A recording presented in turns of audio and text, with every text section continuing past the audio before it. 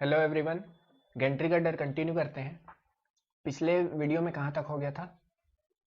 Crane का कुछ important element बताए थे।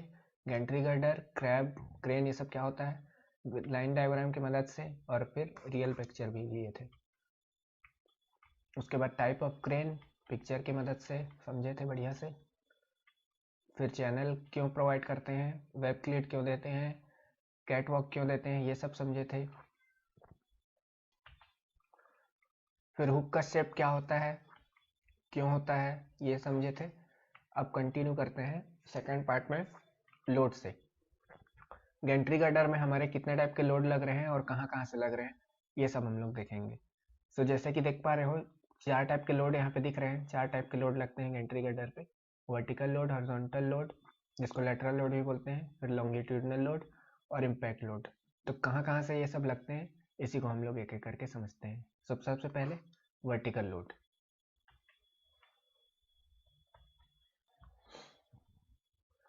देखो इसमें होता क्या है, ये क्रैब में ट्रॉली से एक वेट लटका हुआ है। इस वेट का लोड कहाँ पे जा रहा है, क्रैब में जा रहा है। क्रैब से फिर इस क्रेन गर्डर में जा रहा है। इस क्रेन गर्डर से इस व्हील के थ्रू होते हुए रेल में जा रहा है, ये रेल है। और रेल से फिर चैनल सेक्शन से फिर गेंट्री गर्डर में। तो ये जो वेट का जो लोड है, अल्टीमेटली वो कहाँ पे लग रहा है, गेंट्री गर्डर के ऊपर। कौन सा डायरेक्शन में, ग्रेविटी के डायरेक्शन में, वर्टिकल डायरेक्शन में। तो इसलिए इसको वर्टिकल लोड बोलते हैं, और साथ में बोलते हैं इसको ग्रेविटी लोड। और ये लोड कैसा है, स्टैटिक है। सो इसलिए इसको बोलते हैं, ये स्टैटिक लोड की कैटेगरी में आता है। तो वर्टिकल लोड में एक बार लिख लेते हैं।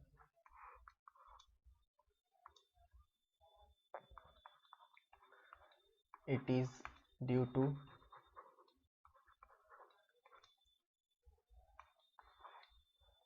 Self weight of crab, crab जिसको ट्रॉली भी बोलते हैं। फिर अगला है सेल्फ वेट ऑफ क्रेन, फिर क्रेन कैपेसिटी, मतलब कितना मैक्सिमम लोड ये उठा सकता है, वो भी एक्ट करेगा as a vertical load gantry girder में। ठीक है, तो ये होता है वर्टिकल लोड की कहानी। और ये वर्टिकल लोड मैक्सिमम कब होगा, जब क्रैब एकदम पास होगा किसके, गेंट्री गर्डर के। ये क्रैब जब नियरर होगा गेंट्री गर्डर के, सो ये जो वर्टिकल लोड है, ये जो रिएक्शन देगा, वो सबसे ज़्यादा मैक्सिमम होगा। इसी को बोलते हैं static wheel load. Static wheel load क्या होता है, मैक्सिमम रिएक्शन, मैक्सिमम रिएक्शन जो कि व्हील देता है रेल के ऊपर, जब क्रैब उसके नज़दीक होता है सबसे ज़्यादा। और इस रिएक्शन को शेयर कैसे करते हैं, 2 व्हील है तो एक एक करके शेयर करते हैं। ठीक है, ये वाली बात अगर समझ नहीं आई होगी तो एक न्यूमेरिकल करेंगे हम लोग, ये वाला, इसमें ये वाला कॉन्सेप्ट क्लियर हो जाएगा। ठीक है, अभी के लिए बस याद रखो कि स्टैटिक व्हील लोड को शेयर करते हैं दोनों व्हील के साथ। नेक्स्ट है हॉरिजॉन्टल लोड, इसी को बोलते हैं लेटरल लोड। लेटरल लोड भी बोल सकते हैं, या फिर क्या बोल सकते हैं, सर्ज लोड। सेकंड है लेटरल लोड, या फिर क्या बोलते हैं, सर्ज लोड। लेटरल लोड का मतलब क्या है, जो लोड लेटरल डायरेक्शन में लग रहा है, किसके, गेंट्री गर्डर में। अब लेटरल डायरेक्शन में कोई लोड कब लगेगा, जब लेटरल डायरेक्शन में थ्रस्ट आएगा, या फिर लेटरल डायरेक्शन में मूवमेंट होगी। ये वाला डिस्कशन हम लोग किए थे जब हम लोग देख रहे थे चैनल सेक्शन की सिग्निफिकेंस। ठीक है, तो ये देखना, ये जब क्रैब मूव करेगा लेटरल डायरेक्शन में, ये है गेंट्री गर्डर, ये इसका लॉन्गिट्यूडनल डायरेक्शन है, और ये इसका लेटरल डायरेक्शन है। सो क्रैब कैसे मूव करता है, लेटरल डायरेक्शन में। तो क्रैब के मूवमेंट से गेंट्री गर्डर पे एक हॉरिजॉन्टल लेटरल फोर्स आता है। इसी के लिए फिर क्या प्रोवाइड किए थे हम लोग, इसी के लिए प्रोवाइड किए थे channel section. Channel section is provided to increase lateral stability of gantry girder when subjected to lateral load. Lateral load के कारण क्या आ रहा था, उसमें लेटरल डिफ्लेक्शन आ रहा था। ठीक है, तो ये है लेटरल लोड जिसको बोलते हैं, और सर्ज लोड ये भी याद रखेंगे। और किस कारण से आता है, क्रैब के मूवमेंट के कारण, due to movement of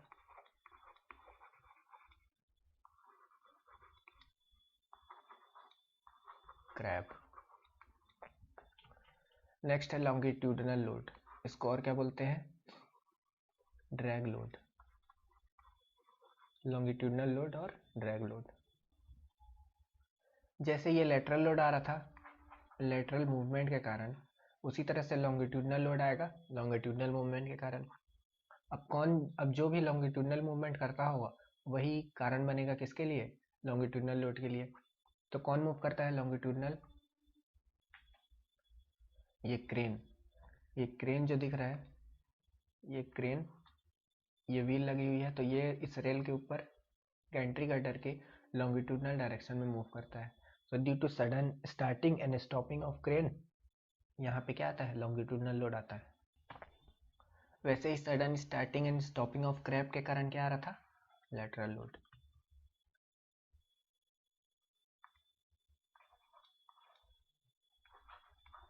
drag load या फिर लॉन्गिट्यूडनल लोड।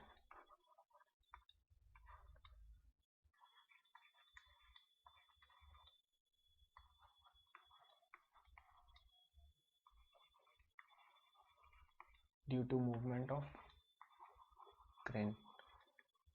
ठीक है, अगले टाइप का लोड है अब अपना इम्पैक्ट लोड।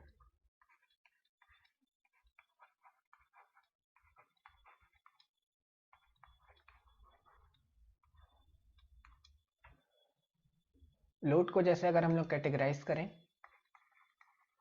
तो जैसा कि शुरू में मैंने बोला था कि जो वर्टिकल लोड है या फिर जो ग्रेविटी लोड है वो कैसा है? स्टैटिक है। और बाकी ये जो दोनों है ये डायनेमिक लोड की कैटेगरी में आते हैं। ठीक है, क्योंकि ये लोग मूव कर रहे हैं, वो तो कांस्टेंट स्टैटिक है। सो जो लेटरल और लॉन्गिट्यूडनल है ये लोग आते हैं डायनेमिक लोड के अंदर। और डायनेमिक होता क्या है? Dynamic action of moving load, ये जो मूविंग लोड है लेटरल और लॉन्गिट्यूडनल डायरेक्शन में, इनके डायनेमिक एक्शन के कारण ही इम्पैक्ट आता है। तो हम लोग बोल सकते हैं the dynamic action of a moving load, the dynamic action of a moving load is called impact। और जैसा कि सोम सबने पढ़ा है, सोम के बेसिक से हम लोग क्या जानते हैं कि जो स्ट्रेस है इम्पैक्ट के लोड के कारण, स्ट्रेस है जो इम्पैक्ट लोड के कारण वो ज़्यादा होता है ग्रेजुअल लोड के कारण। ग्रेजुअल लोड में कहाँ जो स्ट्रेस होगा क्या होगा? Load upon area. और वहीं इम्पैक्ट के कारण क्या हो जाता है? 2p/a। ठीक है, सो इम्पैक्ट के कारण स्ट्रेस ज़्यादा आता है और ग्रेजुअल लोड के कारण इम्पैक्ट के कंपैरिजन में कम आता है। तो अब ये हमारे गैंट्री गर्डर में इम्पैक्ट लोड कहाँ से आता है, इसको एक बार छोटा सा मेंशन कर लेते हैं। Impact load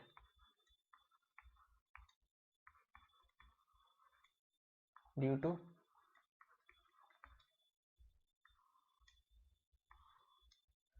when brakes applied rapidly. When brakes अगर इसी को आराम से करता तो इम्पैक्ट लोड नहीं आता, ठीक है, तब ग्रेजुअल स्ट्रेस ही जनरेट होता। लेकिन अभी क्या है? Brake applied rapidly by moving loaded crane. Moving मतलब क्रेन और क्रैब।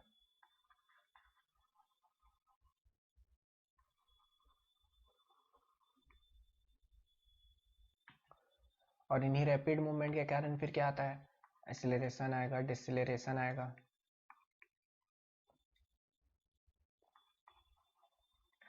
नेगेटिव एक्सीलरेशन, इसको बोलते हैं रिटार्डेशन।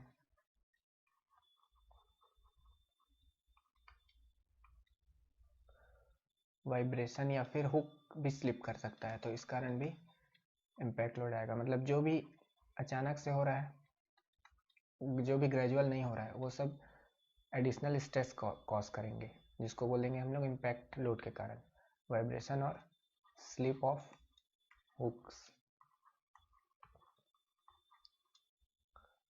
जिसको बोल सकते हो स्लिंग्स। ठीक है, तो अपने को तो ये समझ आ गया कि स्ट्रेस ज़्यादा आ रहा है, ग्रेजुअल से ज़्यादा आ रहा है, इम्पैक्ट लगने के चांसेस हो सकते हैं। तो हम लोग यही क्रिटिकल कंडीशन को ही लेकर के हम लोग अपने स्टील सेक्शन प्रोवाइड करते हैं। ऐसा स्टील सेक्शन हम लोग प्रोवाइड करते हैं जो कि ये क्विक मूविंग क्रेन्स को क्विक मूविंग क्रेन्स के द्वारा जो लोड आ रहा है उसको मतलब अच्छे से कैरी कर जाए। सो कैरी कर जाए, इसलिए हम लोग क्या इसको बनाएंगे, हैवियर बनाएंगे। क्विक मूविंग क्रेन्स को कैरी करने के लिए हम लोग स्टील सेक्शन हैवियर बनाएंगे। ठीक है, बना देते हैं हैवियर।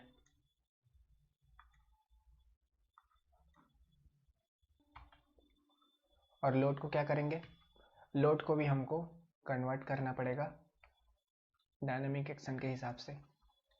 सो इसी के लिए एक पॉइंट लिखते हैं हम लोग, since the truss and trolley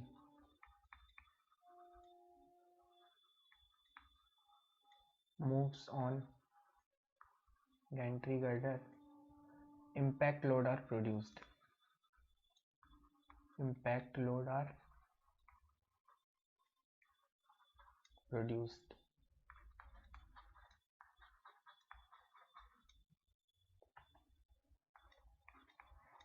To get the effect of impact,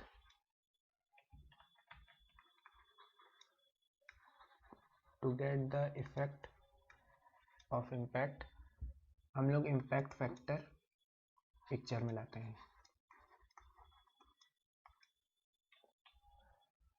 static wheel load को मल्टीप्लाई कर देंगे इम्पैक्ट फैक्टर से। Static wheel load are multiplied by impact factor. ये इम्पैक्ट फैक्टर भी पूछा हुआ है एग्जाम में। इम्पैक्ट फैक्टर से भी होता क्या है, ये डायनेमिक लोड को कन्वर्ट कर देता है इक्विवेलेंट स्टैटिक लोड में। अब ये इम्पैक्ट फैक्टर होता क्या है, इसका वैल्यू लिखो। इम्पैक्ट फैक्टर होता है 0.15 प्लस 8/6 प्लस L। और जो इम्पैक्ट फैक्टर है इसकी वैल्यू 1 के बराबर या 1 से कम होनी चाहिए। ठीक है,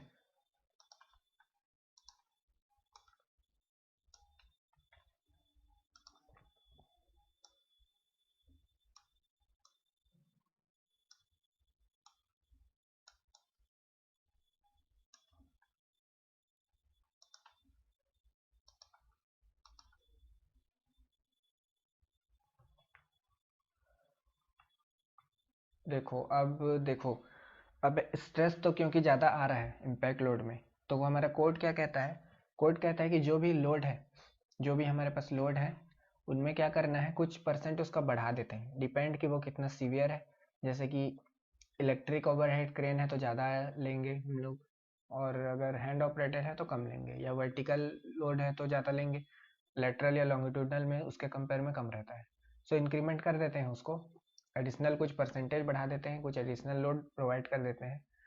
सो देखते हैं अब हम लोग कि कितना एडिशनल लोड लगा रहे हैं हम उन स्ट्रक्चर पर जिनमें इम्पैक्ट लोड आ रहे हैं। सो कोड बोलता है तो बोल दिया, लेकिन कौन सा कोड बोलता है, कोड बोलता है IS 875 पार्ट 2। ठीक है, यह जानकारी वहीं पे मिलती है।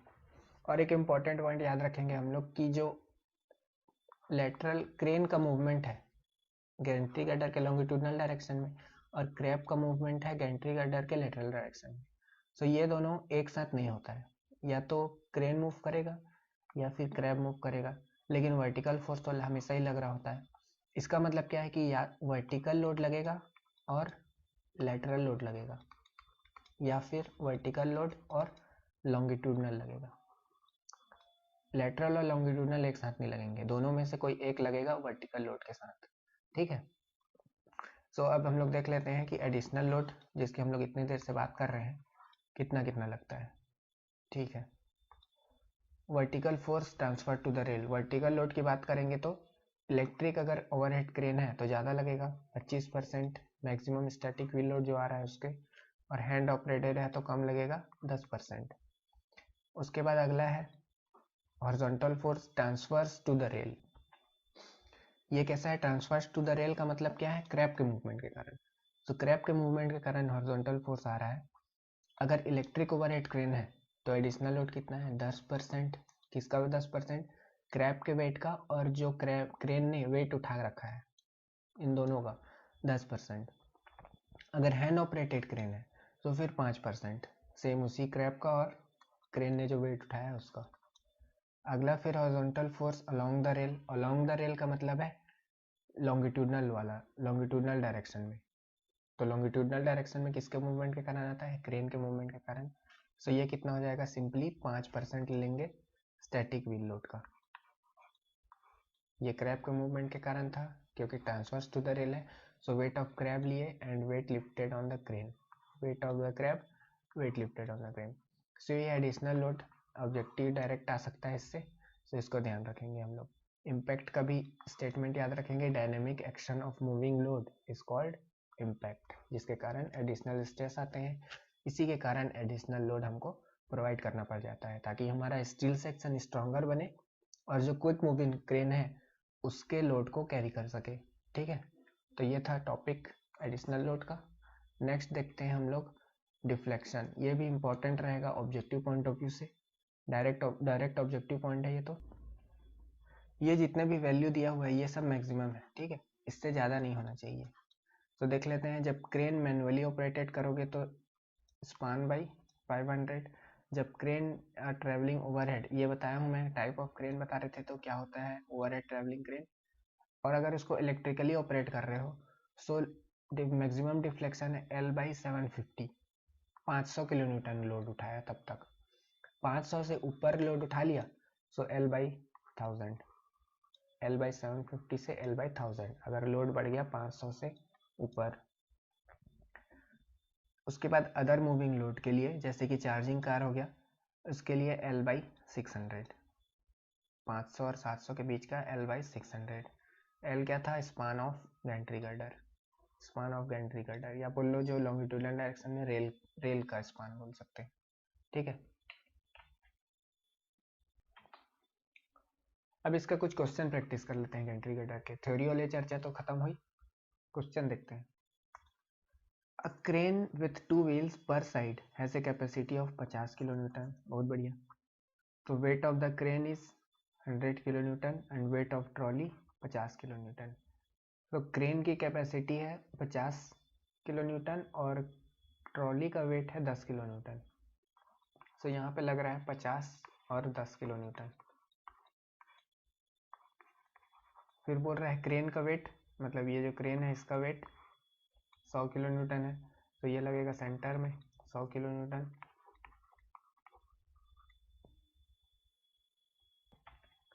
And the span is 12 metre, मतलब ये जो 100 किलो न्यूटन कहाँ पे लग रहा है? बीच में लगा देंगे एकदम से 6 मीटर, इधर से 6 मीटर के डिस्टेंस पे लग रहा है 100 किलो न्यूटन। और फिर बोला है मैक्सिमम स्टैटिक व्हील लोड बता दो, मैक्सिमम स्टैटिक व्हील लोड बता दो। हुक क्लियरेंस दे दिया है 1 मीटर। हुक क्लियरेंस जैसे मैं पीछे डिस्कस किया था क्या होता है? Distance between centre of Gentry girder and distance between centre of Gentry girder and hook, इसको बोलते हैं हुक क्लियरेंस। सो इसका वैल्यू दे के रखा है अपने को, कितना दिया है? 1 मीटर। सो ये 60 किलो न्यूटन लग रहा है 1 मीटर डिस्टेंस पे, और ये जो 100 किलो न्यूटन लग रहा है वो इधर से 6 मीटर के डिस्टेंस पे है। इसको अगर सिंपल बना लें बीम के फॉर्म में तो आसान पड़ेगा। ये है हमारा स्पान 12 मीटर का, 100 किलो न्यूटन को लगा देते हैं बीच में, और ये ट्रॉली वाला लग रहा है 60 किलो न्यूटन 1 मीटर के डिस्टेंस पे। ये आ जाएगा रिएक्शन।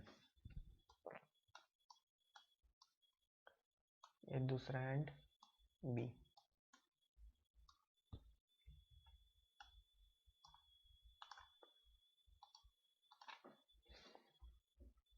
ये कितना था 60 किलो न्यूटन और ये बीच में लग रहा है 100 किलो न्यूटन। डिस्टेंस बोले तो 1 मीटर और इसकी डिस्टेंस है 6 मीटर।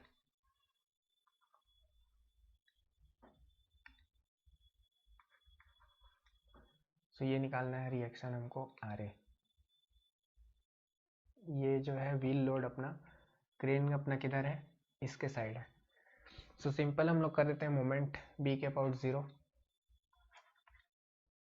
मोमेंट अबाउट बी 0 कर देते हैं। सो ये क्या हो जाएगा R A into 12 minus 100, centre पे लग रहा है तो यहाँ से यहाँ तक की डिस्टेंस 6 इंटू 6 और 60 की क्या डिस्टेंस है, टोटल 12 में से एक गया तो 11 इज इक्वल टू 0। तो यहाँ से रिएक्शन आ जाता है बढ़िया से 105 किलो न्यूटन। लेकिन पीछे हमने डिस्कस किया था कि मैक्सिमम स्टैटिक व्हील लोड क्या होता है, ये जो है शेयर होता है रिएक्शन दोनों व्हील के बीच में। तो ये तो आ गया दोनों व्हील के बीच, दोनों व्हील का load. Maximum static wheel load क्या हो जाएगा, एक व्हील के लिए निकालेंगे। सो ये हो जाएगा हमारा 52.5 किलो न्यूटन। इस प्रकार से सही आंसर है ऑप्शन बी। ठीक, next question, gantry girder are design to resist. अभी देखे जैसे हम लोग क्या, लेटरल लोड, हाँ, longitudinal load, yes, vertical load यानी कि ग्रेविटी लोड, हाँ। सो तीनों ऑप्शन हमारे सही हैं, 1 2 3। So option D is the correct. ठीक है, next question, objective numerical type. A monorail crane बताया था पीछे टाइप ऑफ क्रेन में, runs on an I section of span 6 metre, 6 metre की स्पान दी है, सिंपली सपोर्टेड बीम दिया है, बहुत बढ़िया, सिंपली सपोर्टेड बीम है 6 मीटर स्पान की।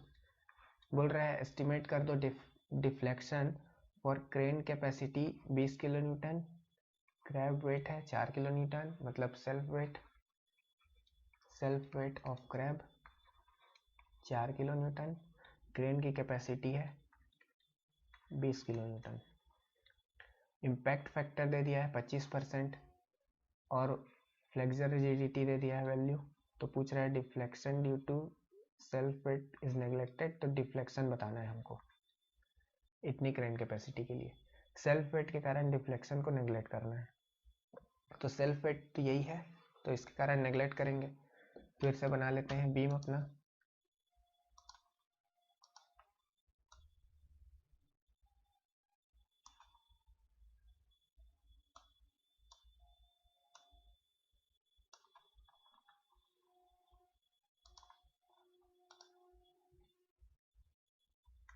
A B. क्रेन कैपेसिटी 20 और ये है 4 सेल्फ वेट। पहले था ये 50 और 10 तो ऐड हो रहा था, अब क्या है डिफ्लेक्शन सेल्फ वेट के कारण नेग्लेक्ट करना है, तो सिर्फ हम लोग क्या लेंगे 20, स्पान दिया है 6 तो बीच में लगा देंगे 20 किलो न्यूटन को और 6 मीटर के डिस्टेंस पे। इम्पैक्ट फैक्टर का भी जानकारी दिया हुआ है, तो क्या इम्पैक्ट फैक्टर को कंसीडर करेंगे डिफ्लेक्शन निकालने के लिए, नहीं करेंगे। डिफ्लेक्शन आता है हमारा लिमिट स्टेट ऑफ सर्विसेबिलिटी के अंदर, और डिफ्लेक्शन हमेशा कैलकुलेट किया जाता है वर्किंग लोड के लिए, सिर्फ अल्टीमेट लोड के लिए नहीं, इसलिए इम्पैक्ट फैक्टर कंसिडर नहीं किया जाएगा।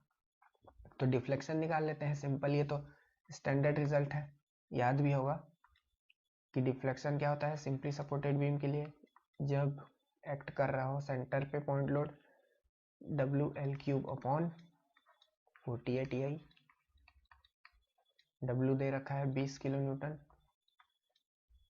आंसर पूछा है mm में, तो इसको कर लेंगे न्यूटन mm में, 20 इंटू 6 6000, नीचे लिख लो इसको 20 और 6 इसका क्यूब WL³ अपॉन 48 ई आई की वैल्यू डायरेक्ट दिया है 10 इंटू 10⁴, 10⁻12। सो यहाँ से डिफ्लेक्शन आ जाएगा 9 mm। ऑप्शन बी करेक्ट हो जाएगा। ठीक है, नेक्स्ट क्वेश्चन है, क्या बोल रहा है, द गिवन फिगर मैं बनाया हूँ, नहीं दिया था, shows a typical section of crane girder, consider the following statement in this regard। Function of top channel पूछ रहा है, तो टॉप चैनल का डिस्कशन किया था हम लोग बढ़िया से, उसी के बारे में सवाल है कि क्या करता है ये, इंक्रीज करता है moment of inertia about vertical axis, reduce करता है moment of inertia about horizontal axis, torsional stiffness को बढ़ा देता है, या फिर लेटरल बकलिंग स्ट्रेंथ को बढ़ा देता है। सो कौन इन चारों में सही है? तो हम लोग बात किए थे चैनल सेक्शन की, तो एक इसमें क्या है, दो एक्सिस हो रहा था, ये वर्टिकल एक्सिस और इधर हॉरिजॉन्टल एक्सिस। तो ये वाला एक्सिस वीकर था, ठीक है, ये वाला एक्सिस वीकर था इसके कंपेयर में। सो हमने क्या किया, चैनल सेक्शन प्रोवाइड कर दिया, तो ये स्ट्रॉन्गर हो गया, और इससे फिर क्या हुआ, जो यहाँ पे क्रैब के मूवमेंट के कारण लेटरल लोड आ रहा था, इसके कारण जो लेटरल डिफ्लेक्शन आ रहा था वो भी प्रिवेंट हो गया। कहने का मतलब है कि ये जो पहले बकल हो रहा था वो अब नहीं हो रहा है, तो इससे लेटरल बकलिंग स्ट्रेंथ बढ़ गई। और ये वाली जो एक्सिस है, जिसको बोल सकते हैं वर्टिकल एक्सिस, ये वाली स्ट्रांग हो गई, जो पहले वीकर थी चैनल सेक्शन प्रोवाइड करने के लिए। सो ऑप्शन के हिसाब से पहला और चौथा सही हो रहा है, सो ऑप्शन ए करेक्ट रहेगा। ठीक है, नेक्स्ट देखते हैं, which of the following loads are to be considered in designing a gantry girder in industrial building. Gravity load, vertical load रहता है, लैटरल लोड रहता है, लॉन्गिट्यूडनल लोड कंसिडर करते हैं, आता है, ये तीनों आता है, विंड लोड तो नहीं आता है। तो 1 2 3 सही है, सो ऑप्शन बी में दिख रहा है 1 2 3 करेक्ट। ठीक है, तो गैंट्री गर्डर की चर्चा समाप्त होती है, क्वेश्चन प्रैक्टिस भी हो गया। वीडियो को देखने के लिए धन्यवाद। ओके।